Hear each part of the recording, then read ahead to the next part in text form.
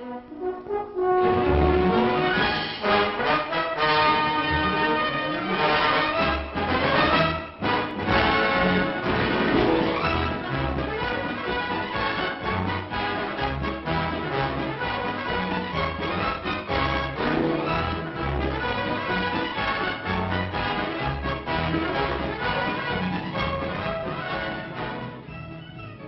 in the air today decides the fate of nations. Air power must be ours where the cause of peace dictates. In the sky over Hong Kong, over the sands of the Middle East.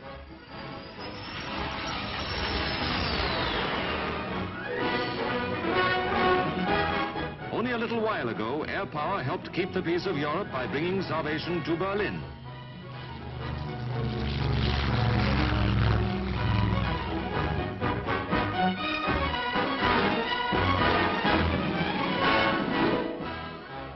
Now across the world to Asia, where those who fight terrorists in Malaya must be supplied by air. History comes roaring closer with the Australian meteors at work for the United Nations over Korea.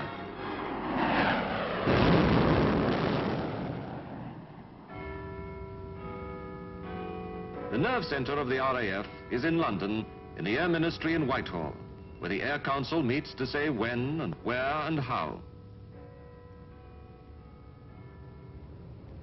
Secretary of State for Air, the Chief of the Air Staff, and other members of the Air Council meet to decide policy.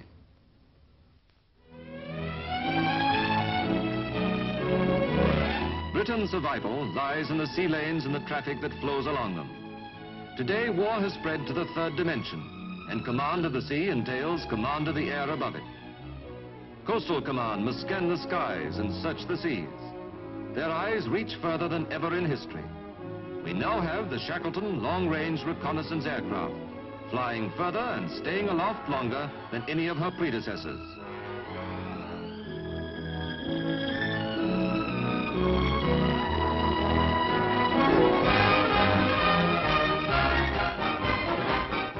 Fighter Command, now armed with something keener and swifter and more deadly to its foes than anything the last war ever saw. Speed is vital. Jets mean speed that takes a man and his machine 9 miles in every minute, and more to come.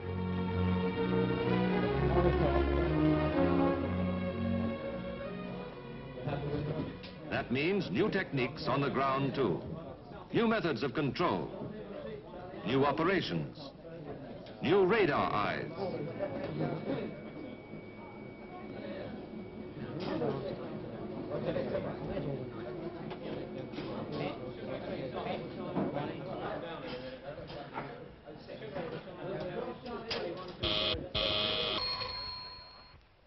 Operations. George Deborah King, understand 5230 north at 03. Is that correct, General?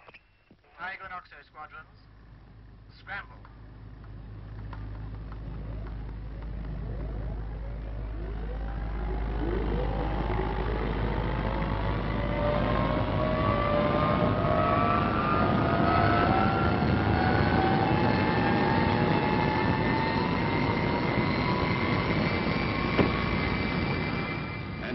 New standards of human skill. The mass takeoff that launches a squadron of jets almost simultaneously into the air from a crowded, howling runway like angry falcons.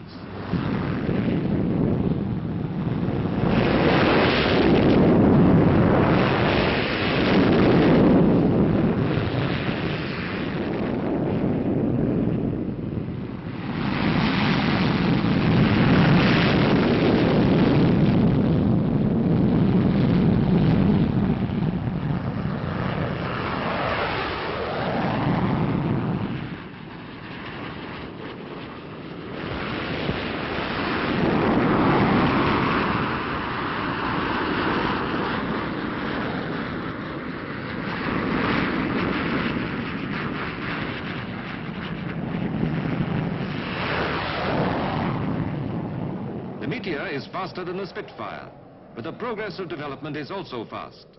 The Meteor is to be replaced by new fighters such as the Swift.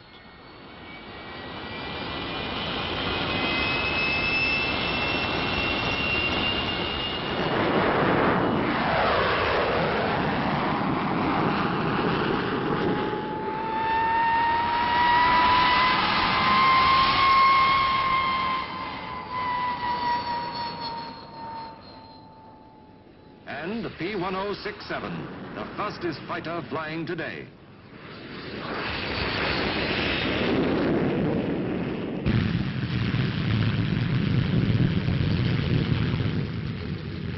Among the bombers, Anglo-American cooperation is very close.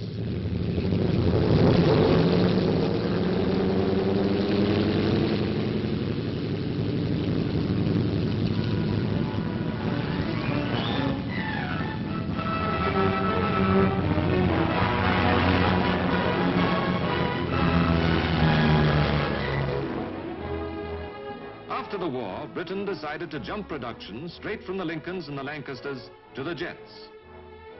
Meanwhile, to ensure a striking force at all times, the RAF manned these Washingtons, as we call the super fortresses.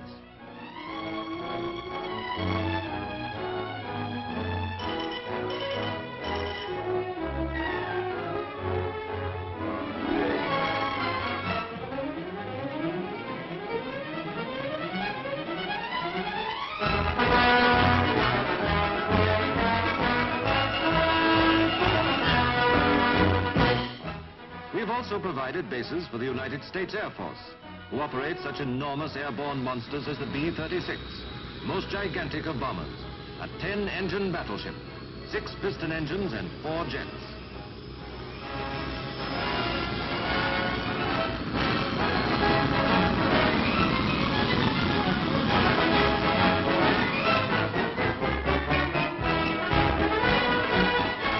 And now the jet bombers of the RAF are coming along. The Canberra is coming into squadron service.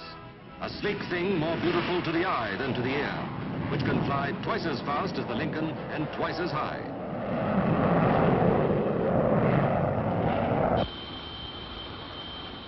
The RAF's tremendously powerful weapon to come is the Valiant, the new 4-jet bomber, a magnificent example of British engineering.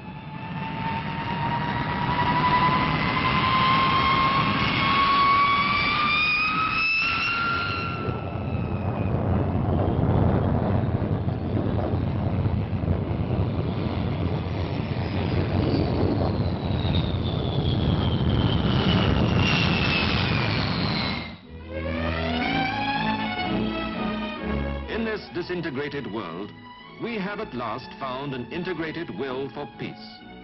The North Atlantic Treaty Organization means an interlocking efficiency, new to the history of this contending world.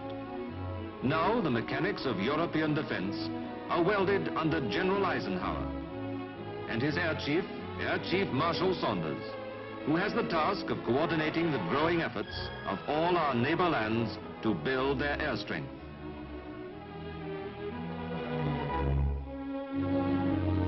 So the air, which covers without frontier or discrimination the surface of our Europe, becomes the junction of our cooperative effort. The vampires fly over Holland. The North Atlantic Treaty Organization ignores the land frontiers so that each may be inviolate.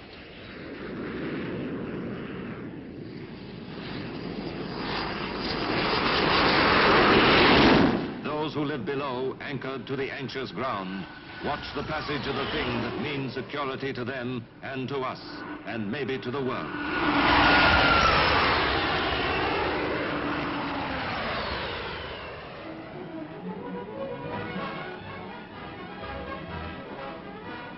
Our contribution is ourselves and our brothers of the Commonwealth, the Canadians,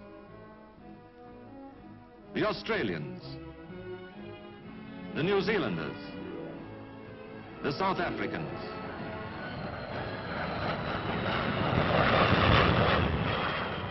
a glorious brotherhood of the air, a common element which is shared by all who breathe it and share a love of freedom.